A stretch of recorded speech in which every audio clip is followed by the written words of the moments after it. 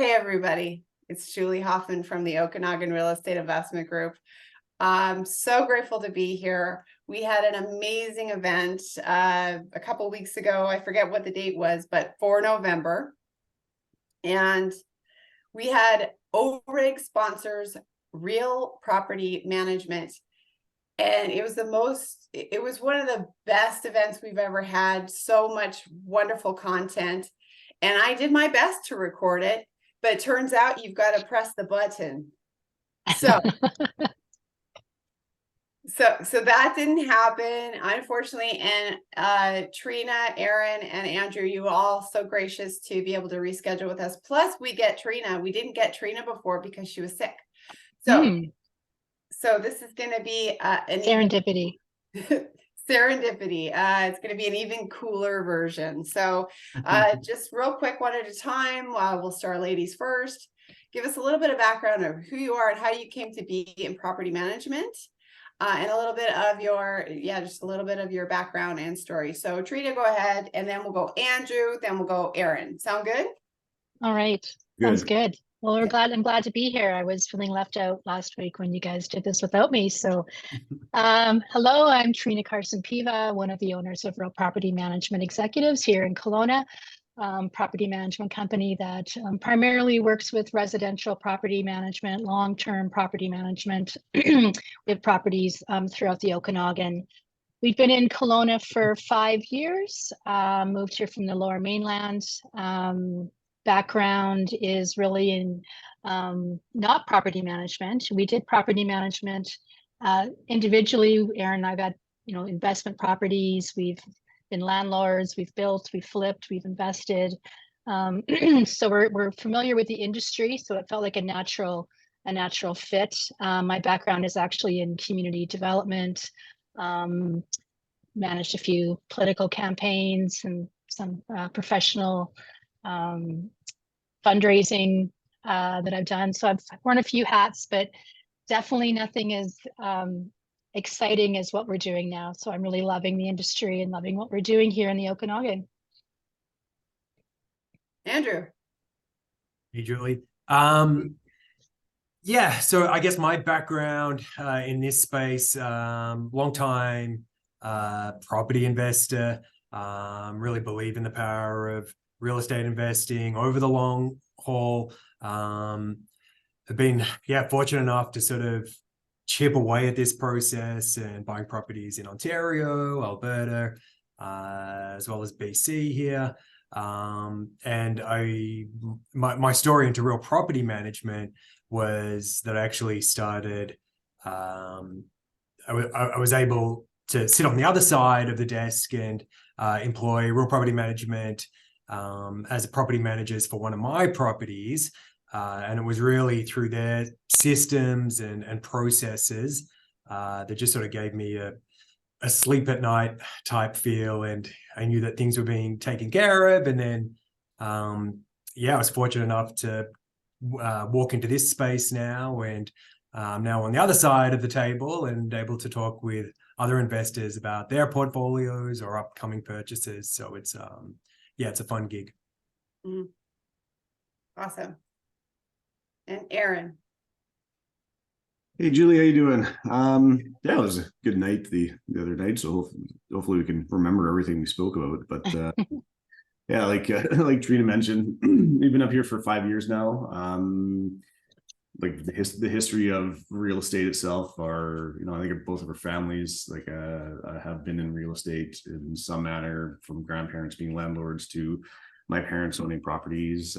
We did kind of a little bit of everything as well. So but we looked to move up here into the Kelowna area as we were living in the Lower Mainland at the time, and it was getting a little busy for us. And came across the opportunity to start the franchise here. It's been whirlwind. We love roller coasters. For anybody that has their own business, they do know that. Now managing up towards of almost 300 properties, all in the central Okanagan, maybe a couple outside of it, but that's about it. And growing quickly. So we're happy to lend our experience and somewhat expertise in the industry now after everything we've gone through over the last 5 years, and yeah, talk about even a lot of the new stuff that's coming up, because it's ever changing. So Absolutely, ever changing. I wanted to dive. First of all, thank you all for that. It's important for people to understand where you're coming from, and I just appreciate that all of you have different kind of experience in all different kinds of real estate investing, and that's really important because you've got a wide variety of customers, of course, and customer personalities. I want to make sure we talk about this. Aaron, you talked a lot about at the live event about some of the benefits to folks who are interested in using real property management. I'd like to talk about that right away, because I was really impressed with some of the features that you have for folks, whether they are local owners or owners from out of province. And just with some of the recent AirBNB changes, there are probably additional added benefits for folks to be looking to you to be landlords, so that they don't have to be landlords. By the way, people, you don't have to self-manage. You don't have to do it. There are people that good people that you can hire. So can you do kind of an overview of that, like some of the technology involved and some of the resources that real property management executives can offer folks that maybe aren't available from other brands? Definitely. Yeah, that's actually one of the benefits or one of the reasons we decided to go with real property management as a franchise. Some franchise can maybe get the sort of bad rap of, you don't have the freedom to kind of do what you want. You have to follow the franchisor's prerogative. Everybody thinks sort of like the McDonald's model when it comes to franchises, but we really found that real property management has allowed us to manage our property or our company, the one in the Okanagan here, the way we want, and that is we can advertise how we want, we can promote how we like, we can get into the community and do that aspect of it. So we are local, so we're here, we're living in the Okanagan, and what the franchise does offer us is technology, almost first and foremost. The technology that we can offer is, it's second to none in Canada without question. We have an online portal for owners and tenants, because it is a lot of communication between both. We are obviously hired by the owner and we represent them as the landlord. So we basically take on the full role as a landlord. But the biggest key to that is often the communication. And so having everything, whether it's documented in we use a system called Appfolio, which is a property management specific software, and we absolutely document everything from communication with the owner, all the contracts and documentation that we have for them, plus when tenants are in place, and all the tenant information is all there too.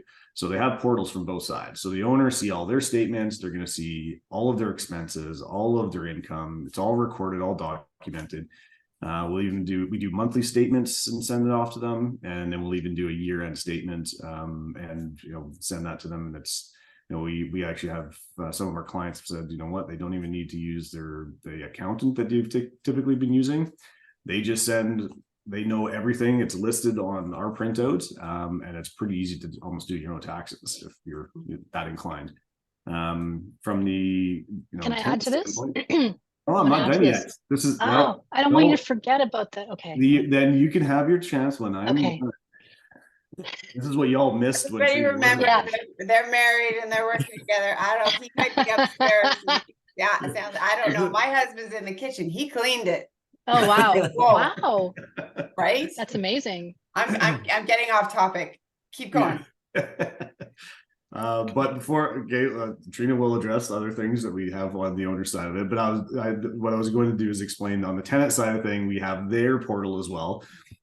So they have access, whether it's even on their phone, they have an app that they can use, as well as online. It's almost like your banking system. so they can see their statement of accounts. They can, see what rent is coming up, what utilities are going to be owed when we're billing them, and maintenance requests as well. So it's super easy for maintenance requests, which is, as an owner, as a landlord, is you want your tenants putting in maintenance requests.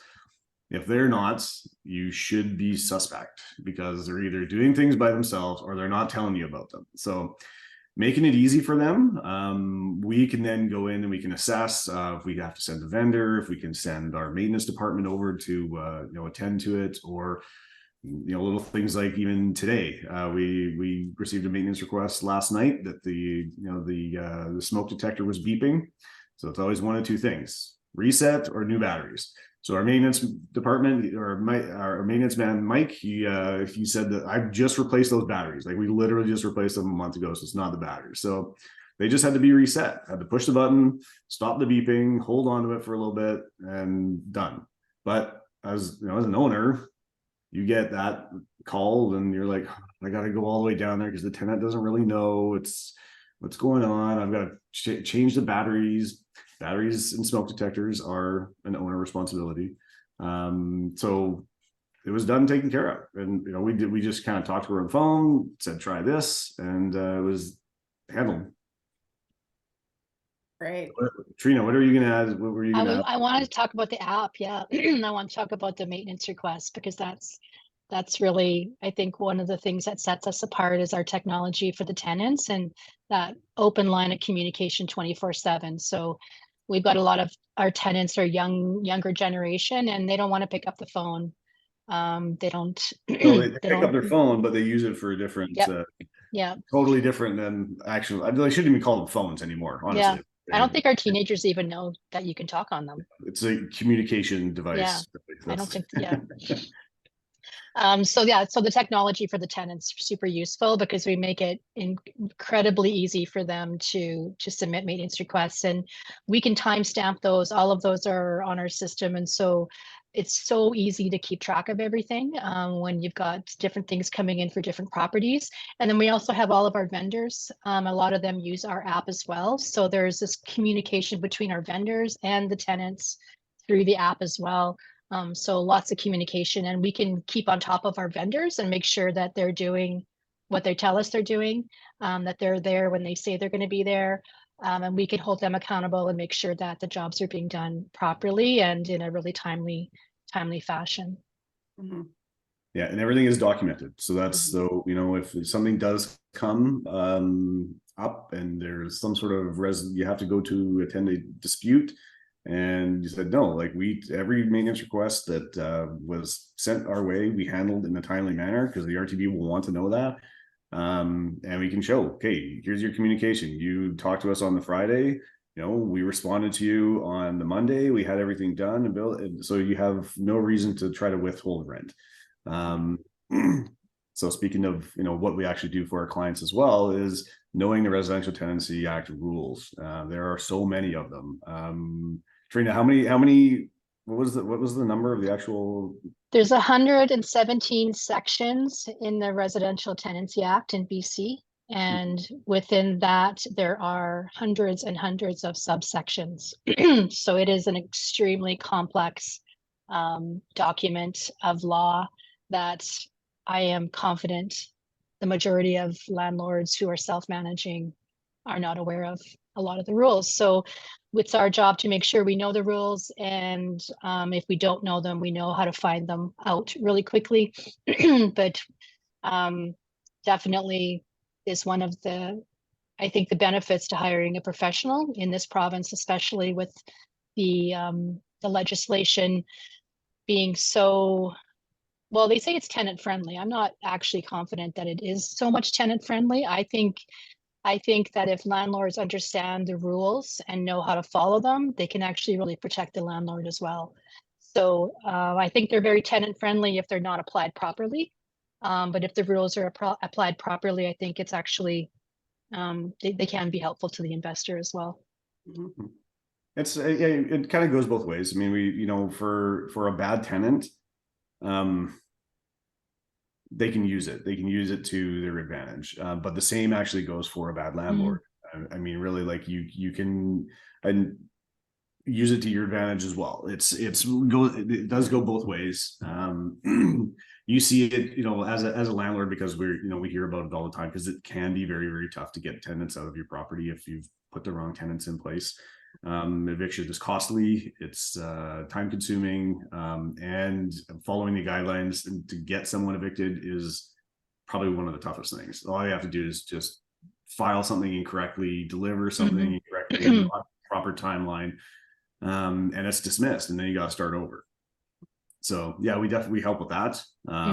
Ensuring that just making sure we're up to date on like what's new, what's coming out, how do we best utilize this. And we know that there's a lot of fear having to use the Residential Tenancy Act and long-term tenants. In the Okanagan, we're seeing that with the new short-term regulations coming into effect. There's a part of the complaints at the city council meeting was, I don't want to have to put long-term tenants in because I don't understand the Residential Tenancy Act. It's too tenant friendly. Yeah. So that's what most people were saying. Yeah, and we could definitely help with that. Yeah, people need to realize that real estate is still the best investment you can make. And you can still work full-time, have a family, have a life, and not have to deal with being a landlord, because there are professionals out there who can take care of you. And I mean, Andrew, I'm sure you can speak directly to that, because you were self-managing, and then did you try another property management company, or did you go right to real? No, I've used lots of property managers. Yeah. But I mean, I was just listening to Trina and Aaron talk there, and really that's it. Like, all you want at the end of the day, you want to know, like, as an investor, as someone who's owning rental properties, you just want to know that these conversations here are happening, that people are on top of these things, that the wheels are turning, the systems and processes are there, and these are the kinds of things that, okay, you're going to get your monthly statement, you might get a phone call each month, but you just know that these things are being taken care of and being done in a way that Aaron was explaining as well, that are being done to the letter of the law. Things are being sort of crossed off. Things are being done effectively. Things are being done properly. And that's, it's that peace of mind. And then really sort of, as from an investment standpoint, you want to be playing to your strengths as well. So that might be going out, finding future deals, raising money, doing whatever it is that that's sort of propelling you forward, and then leaving that management piece to people that know what they're doing at the end of the day. Mm-hmm. Or even just the person who has a good full-time job, can qualify for financing, can buy 3 houses, Huge. hire you guys, and forget about it for 20 years. Huge, absolutely. Yeah. Because your stock portfolio is not going to be better. No. Yeah. Yeah. And I don't think people realize, like, they underestimate what a good property manager does. I think they think that we're toilets, termites, and tenants. We just are here to collect the rent, and we're doing reactionary maintenance, and we're just throwing more bodies into properties, and that's kind of our role. And I'm sure there are some property managers or some landlords out here who are doing that. But we have a pretty high threshold for qualification, and we've got pretty tight systems and processes in place. We are extremely process driven here, not real property management. Literally every single part of the real estate investment cycle that happens to every property, we have in a formatted process through our technology that prompts us and reminds us, and is auto fills all the deadlines and dates and everything, so we don't miss anything, or if we do, it's very, very, very rarely. So but people they think it's just collecting rent, and it's not. And so when people do it themselves, property management is easy when it's easy, but when it's not easy, it can be a complete disaster, and the amount of time that goes into it. So it's really, how much do you value your time, and what do you want to do best? What do you do best? Right? So I always say, you're not going to hire a goat farmer to perform your root canal, right? You're not going to hire a rock and roll superstar guitarist to change the oil in your car. Like, you're going to go to people who are professionals in that industry, who who know what they're doing so that you can do what you do best. Yeah, absolutely. Honestly, even when being a landlord is easy, like you have an easy tenant, sometimes it's not easy. Yeah. It's they can be a great tenant. They Yeah. can, be fantastic, but sometimes they have different needs and they like constant communication with their landlord. They like to tell them about all the little things that are going on. And as a landlord, like you said, if you got a full-time job and you've got you're like dealing with texts from your tenant because then he thinks the neighbor's stealing his lawnmower or whatever. Like it's all little things. Like it's a great, you want your tenants to tell you these things, but like, do you want to actually have to deal with them? No. And you have an awesome tenant and they're going to tell you all about these kind of things. Like we have some fantastic tenants that always pay their rent on time. We go and do inspections. The place is absolutely immaculate, but they love to talk. They love to communicate, and that's okay. Like, so we give them an outlet. That's honestly a lot of it. A lot of it is communication and mediation. And that is what we are, is like an in-between. And we honestly find it's easier for tenants. They're okay with us coming to them and saying, hey, this is the Residential Tenancy Act, these are the rules, regulations, you do have to follow them. The same tenant, if they have the landlord's ear, like direct owner's ear, a lot of times they're going to try to bend it a little bit, and they're going to say, hey, unfortunately I got to break my lease because this and this has happened. It's like, okay, well, I'm in between jobs and I can't pay rent on time this month. Yeah, and as it's December, owner, you feel like expensive month. You want to cut them a break. They're a really nice person. We will feel the same way, but it's like, hey, you have to understand from our standpoint or our owner's standpoint what the issues are, and here's the rules and regulations that we have to follow, and so do you. So that having that sort of in between the owner and the tenant themselves sometimes alleviates a lot of issues. So absolutely, it acts as a buffer. Yeah. Then you guys can just you guys can always be the bad guy, or you can be the good guy. Yeah. And the landlord's the bad guy, or the act is the bad guy, or whatever, however you want to spin it. Yeah.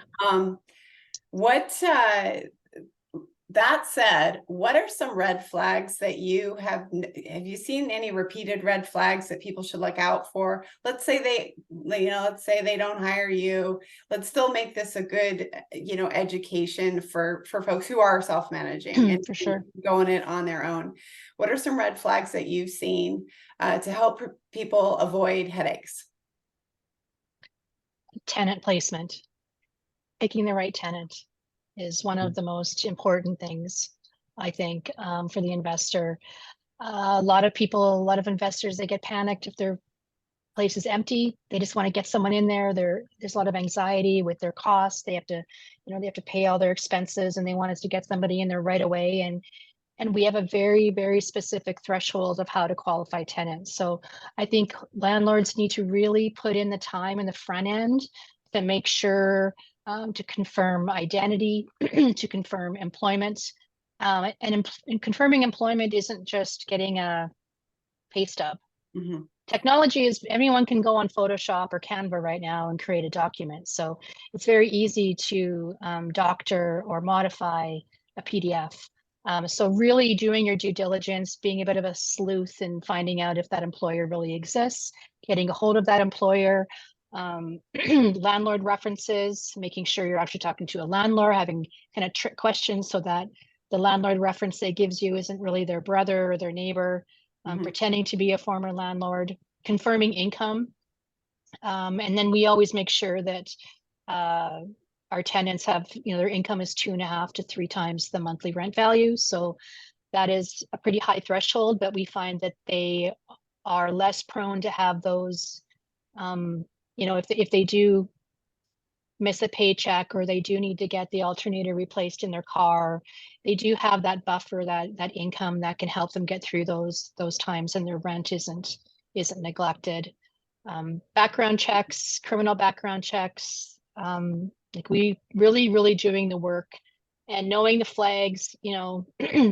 They don't have an email address. They don't have. Today I saw one of our applicants for one of our properties came in telling our leasing agent, well, I don't own any photo ID. I just don't own any. None of my ideas has a photo on it.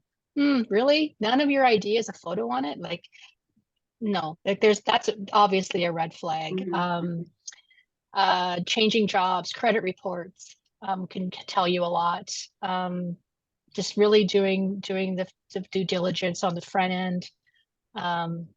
Because it is hard to get them out once they're in there. But I look at our portfolio and I mean, we've never hired a bailiff in all the years that we've been doing this. We've never had to, knock on wood, we've never had to hire a bailiff. We have had some evictions. I would say the most difficult evictions we've had to deal with were tenants we didn't place. There were tenants we inherited, and then the client hired us because they couldn't get them out. But for tenants that we've placed, the few evictions that we've had, we've been able to reconcile and find resolution with the tenants almost always. That yes, they're breaking their lease, but we try to get someone in there right away. It's not these nightmare stories of places, tenants sitting in their properties for a year not paying rent. And that's because of the real work we do in the front end to put in good people. Another red flag is if they want to pay cash for everything. Yeah, that's always a concern. I was gonna say back to the red flags. Don't do a credit check. You don't need to do. I'll pay you $60,000 up front. We've had that before. People or like little things like they're offering above the advertised rent value. It's like, okay, that's cash definitely huge red flag. And honestly, like the processes that Trina described, like a lot of landlords can have these processes. If you're an experienced landlord, you probably do. You're probably using credit reporting and stuff like that. Tenants that don't want to do it, and it's like, oh, I want to meet with you. Let's just meet. Let's just talk about it. Let's go over everything. I'll show you my ID and everything. It's like, no, still want to see credit report. Don't get a credit report from them. You always have to do your own. Yes. Because they can again, you can doctor anything. You don't even know, is it actually their credit report? Or they don't want to apply online because they don't have access to the internet. That's always a red flag. We've heard that quite a bit. But yet they're texting you. I can come in and then fill out an application there. No, sorry, we do online. I don't have an email address. I've never had an email address my whole life. I've never been on the internet. Those are red flags. Yeah. Cash that smells like weed. Cash no matter what, especially cash. It is. Cash right away. Especially if that's their first thing, it's like, oh, I can pay in cash. It's like, but why? Why do you have to pay in cash? It's let me verify your employment. Oh no, I do cash jobs. Yeah. And I think if we are, talking to prospective investors or new investors, I think these are all great lessons to learn, like sort of on the job sort of training as well. Like even before you're hiring a property manager, like going through these processes, having that realization of what's actually involved, probably making a mistake or two along the way as well. But really, I mean, they're such valuable lessons and going, just going through that process and just because it is so critically important, that first step of getting the right people in, and you really understand that when you are going through it, and if unfortunately you do make a mistake along the way as well. Yeah. Okay, so let's talk about eviction, because this was something that I thought was really I was excited to talk about the four ways you can evict a tenant. See, I did most of my property in Alberta, and it's wild west. You just take the doors off, and remove the windows, and out they go, right? And it's fine. So it's different here in BC. I guess you could call that tenant friendly. I don't know. You just call it maybe civilized. There's rules. There's Andrew knows what I'm talking about. It's pretty hardcore over there. So can we go over the 4 ways that you can evict a tenant? I know it's kind of a morbid topic, but it's so important. I'm on all these Facebook real estate groups, especially the ones you see, they just don't know. What can I do? My tenant hasn't paid. It's the 18th and they keep calling and telling me that they're going to. Have you delivered a notice? How do I get a notice? It's like all these things. So Can I just say something? If you have an investor out there and you want to know what it's like to be a property manager or a landlord, follow one of those groups. Just go on there and follow one of those landlord groups and just watch. Yeah. Just watch. The conversation that occurs, I shake my head out. I'm like, oh my God. You guys need to hire a property manager. Oh, I know so many people that are. It's like, I can't even I get think into this is what you do when you get stressed out, Aaron. Yes. You scratch Oh, your yeah. beard? Yes. Oh, yeah, that's why it's gone gray. It's like, oh dear. Yeah. Actually, I feel the stress for others. It's like, oh man, you can get yourself in so much trouble right now. So the ways to evict, I'll leave that up to the licensed guys here. I mean, I guess the most straightforward is non-payment of rent.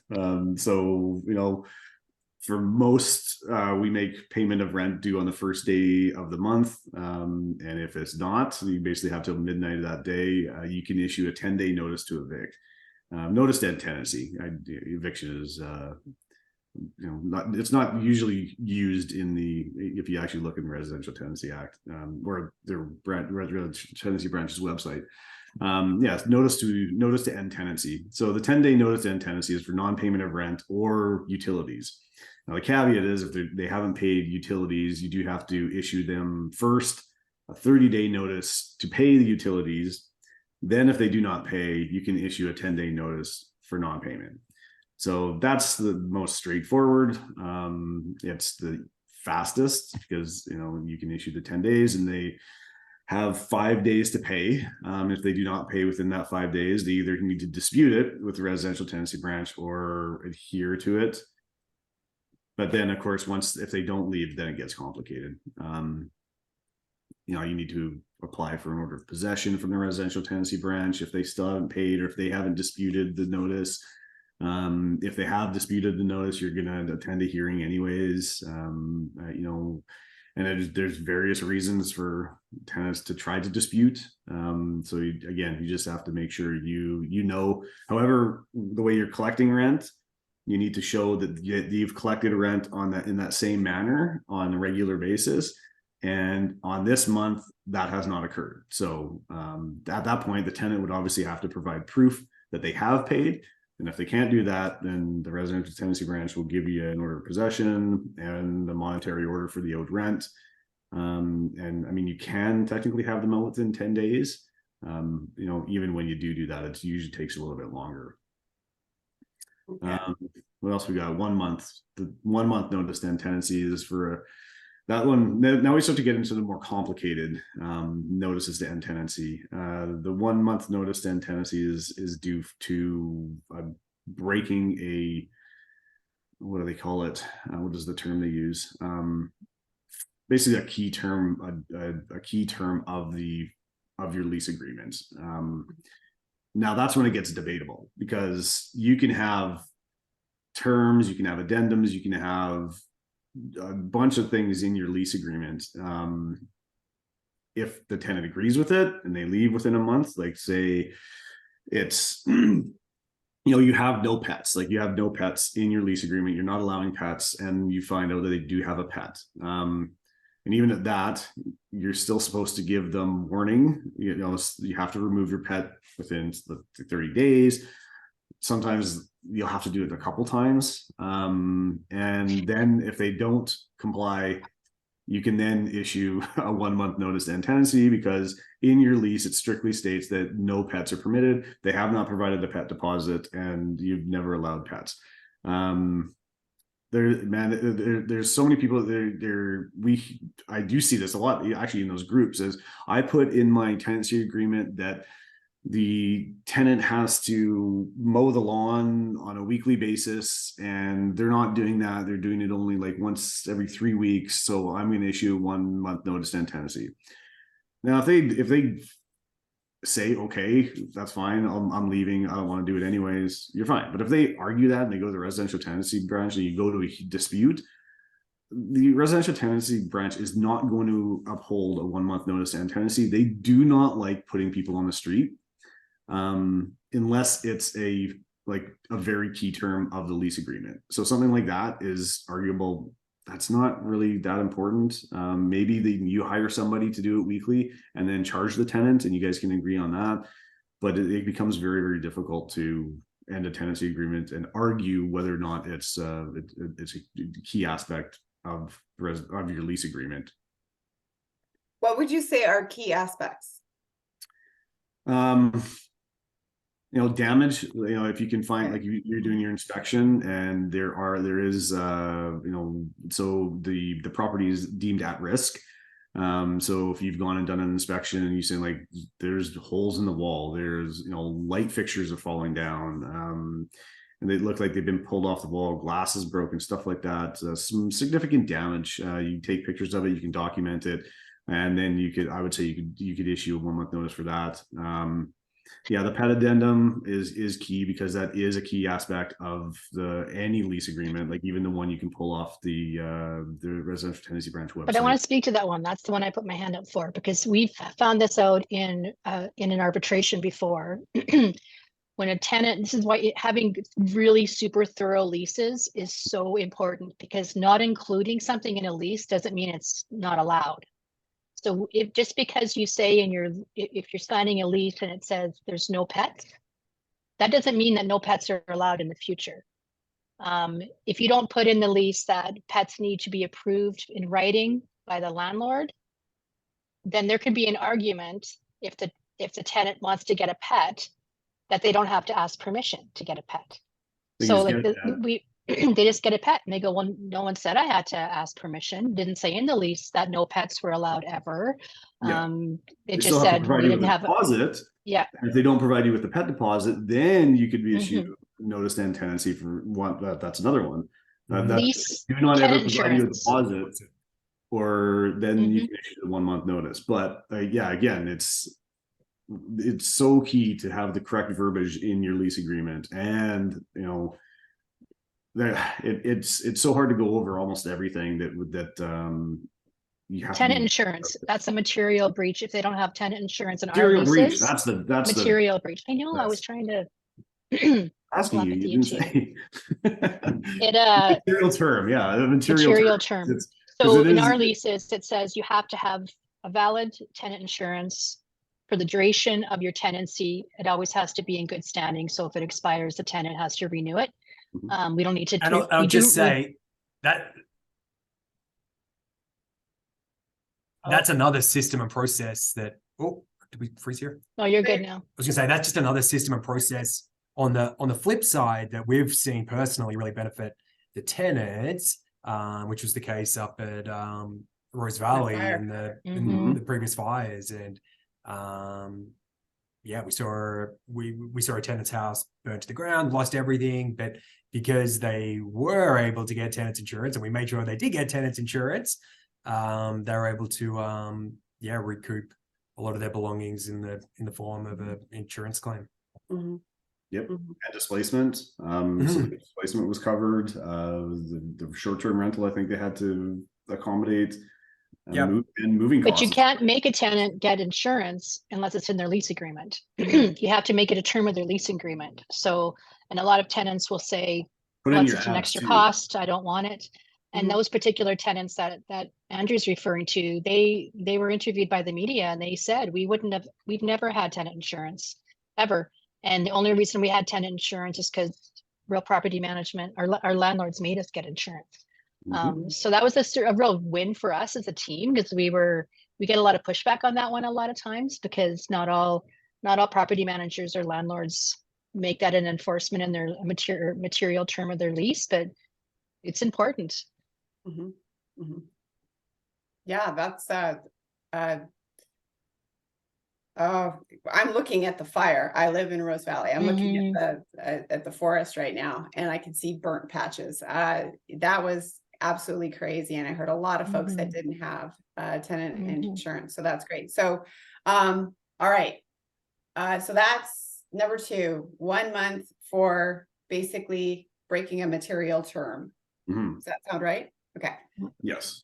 What are a couple of other, there were 2 others, right? There's 2 others. Yeah, there's the 2 month notice to end tenancy, and that's very specific. So 2 month notice to end tenancy is for owner possession of the property, or someone directly related to the owner. So we did talk about this, how it has to be essentially your mother, father, or your children of the actual owner of the property. So you can issue a two-month notice to end tenancy for the landlord to basically be living there again.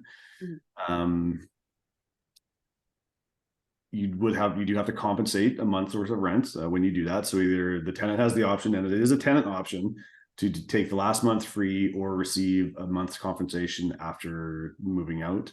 But this one gets a little sticky because it used to be, you know, people would give notice to move in. They'd move in for a couple of months, and then they either try to sell, or they, you know, we'll put another tenant in. And the penalties for that, like if you got caught doing that, weren't that big of a deal. It was usually like a month or 2 months of rent. It's recently been changed, and if you get caught doing that, like you have to live, once you give notice, the 2-month notice, you have to live in the property for a minimum of 6 months. If you don't, you can be subject to penalties of up to a year's worth of rent owing the tenant for basically illegal notice to end tenancy. And this is where it starts to get, the residential tenancy branch has made penalties far more stiff to try to avoid these illegal type of evictions. The owner possession is a big one, and it happens a lot of times. We find in sales of properties where there's a current tenant in place, and it may be a below market value rent, and the new owner is like, we need to get, I want this tenant out because like I'm paying more, you know, I want to bump up the rent payment, like it's half the value it should be, so that tenant needs to go so I can, you know, create some more revenue. So they'll actually sign a form that upon the purchase, saying that they are going to be taking possession of the property, so they can, as long as they live there and make it the principal rents for 6 months, it's fine. But if they do get caught and they, you know, they're advertising, or they do short-term rentals, or any of that, any of those things, you will be subject to a year's worth of rent to the old tenants for just illegal notice to end tenancy. So I have a question about the last month free. The last month free is applicable only in a 2 or 4 months notice to end tenancy? Yes, Not because the other ones, not if a lease is up, right? Or it doesn't matter. You still have, so if you have a term lease, because in BC a lease automatically goes month to month following the initial term. So if it doesn't get renewed, right? If it doesn't get renewed, so it just sticks month to month, and that's it's a landlord and a tenant option. So you have to agree upon a new term. But once even if you do, so if there is a term on there as well, you can't give 2 months notice in the middle of a term. You have to wait until the term is set to expire. So you can give 2 months notice 2 months prior to the end of a term. But you cannot get, like, if there's still 4 months left in the term on the lease, you can give them 4 months notice and say, look, we're moving in at the end of this, because it's 2 months or greater, essentially. But you can't give 2 months notice and say you have to move out before the end of your term. The term lease always sticks with a property. So if you sell it or whatever the case may be, that lease stays with that property until the end of that term. Once it becomes month to month, you can never give the 2 month notice at any time if you're going to be moving into the property, or like your kids or your parents will be. But you can't just, you know, arbitrarily do it. And it's like, I don't like the term of this lease anymore, or you can just sell it, and it's only 6 months into the term, and the new owners want to give 2 months notice like that. You can't do that. You have to wait until the end of the term, and then you can give them 2 months notice prior to the end of that term for them to leave. Okay. And then the next one is 4 month, right? And that's for, and I'm trying to show off and show you how much I learned. For renovation or demo, correct? Yes. Okay. Major renovations or demo. So this is the renoviction term. It has changed. It's changed, I think it was 2021. They changed how you can give a 4 month notice. If you are demoing a property, single family home, we've learned it's very easy. As soon as you have the demo permit, you can then issue a 4 month notice to end tenancy. Again, you have to compensate a month. no matter what. What a lot of actually landlords don't know is though, so once you issue a 4-month notice, a tenant can then give notice to end tenancy at any point during that. They are still owed a month's worth of rent, and all they have to do is give a 10-day notice. And so if let's say they've paid all of March's rent and they give notice at the beginning of March that they're leaving March 15th, you will have to refund them half the month rent and still give them a month as compensation. Now because they can leave anytime in that 4 months, but you're going to demo the property anyway. So once a tenant's out, then you can start demolishing the property, and if you're going to rebuild, and we're seeing this with developers because they're buying, land assemblies and they're taking down homes that are now zoned for higher density, and we've had to deal with this a couple times. The other aspect is the tougher and far more complicated now is the major renovation. So this used to be the classic rent eviction. And it's like the landlord would give 4-month notice to end tenancy because I'm doing major renovations and I need you out. And what it was being abused was that it was a low value rent, and the landlord wanted to get them out so that they could spruce up the place and then, charge a lot higher rent value. So to do this now, you have to have all permits in place. So you basically, you're going to have to prove that the tenant cannot live there during these renovations. So that's why they want permits, because if you don't have to pull permits, chances are whatever you're doing to the place, the tenant can live there. If you're replacing flooring, you're painting, you're doing, that's lipstick. The RTB is not going to allow you to issue a 4-month notice for that. So you have to have all your permits in place, everything, and then you have to apply to the residential tenancy branch for permission to give 4-month notice. So you can't just do it. The tenant can challenge that, and you'll have to start over. So once you basically have all your documents in place, all your permits in place, and you can prove that the tenant cannot live there. So things like taking out the full kitchen. There's not going to be any bathroom facilities. Like, you're redoing all of those. Major electrical, major plumbing work, which is why all these permits are going to be required. So have all that in place. You apply to the residential tenancy branch. They look over your application and say, yes, we agree with you. The tenant cannot live there. You can issue a 4-month notice to end tenancy. Then they'll give you permission. You have to issue all that paperwork to the tenant.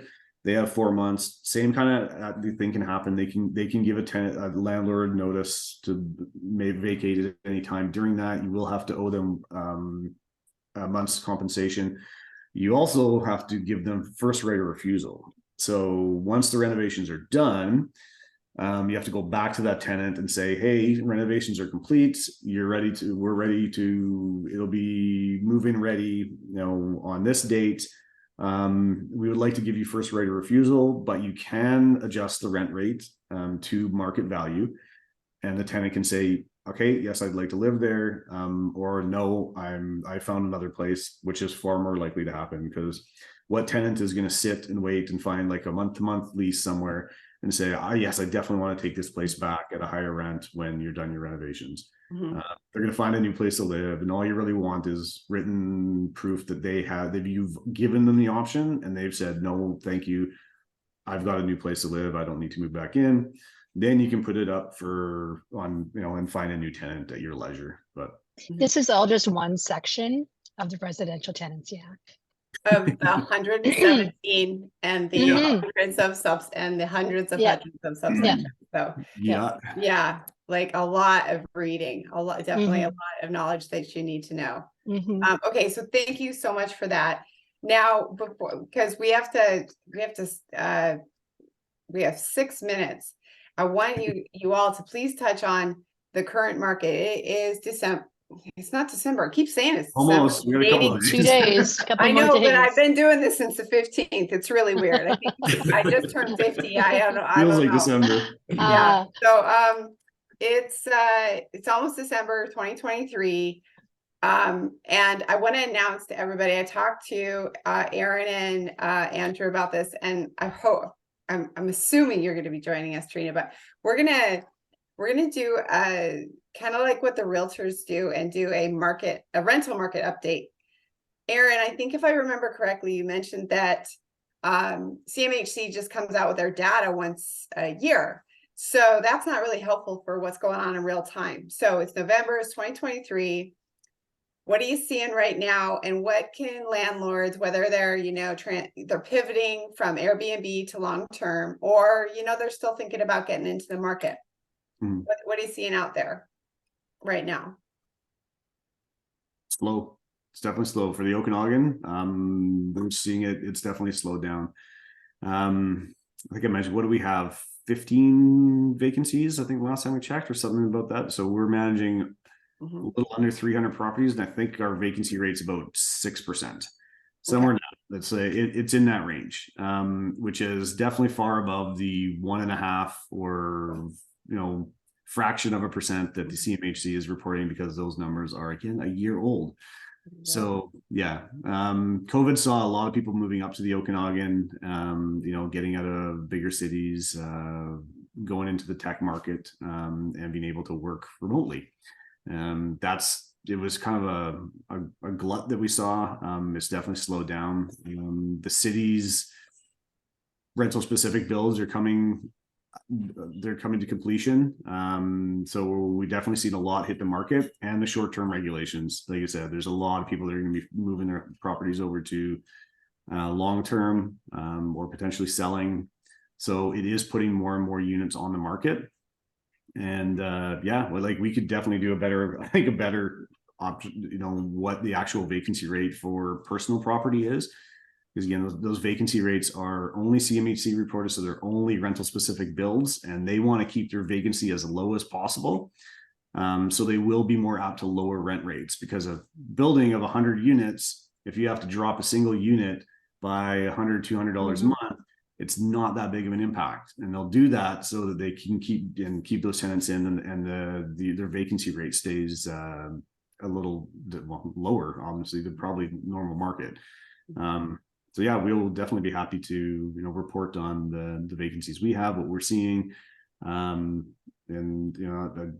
I think the personal private market is a better assessment of where rentals are at. So more accurate. And so I think what you said last when we were together was they need to be ready to lower to 15-20% haircut. Yeah, you're definitely seeing that lower than what they think it should be. Yeah. And you know what, we did talk about that too, is like sometimes it's not the best to get the highest value rent you can possibly get, because as soon as a tenant finds something different and something a little less, a little more affordable, they will be leaving. So if you lose a good tenant because you're trying to get $2,300 a month instead of $21, it's like that $200 a month you may never get that back when you find, and you may in turn find a worse tenant down the line. So every week, Andrew is reaching out to all of our clients. You can share some of those conversations that you're having, Andrew, but with vacant properties, and they're hesitant to come down in price because they got more last year. Their last tenant paid more.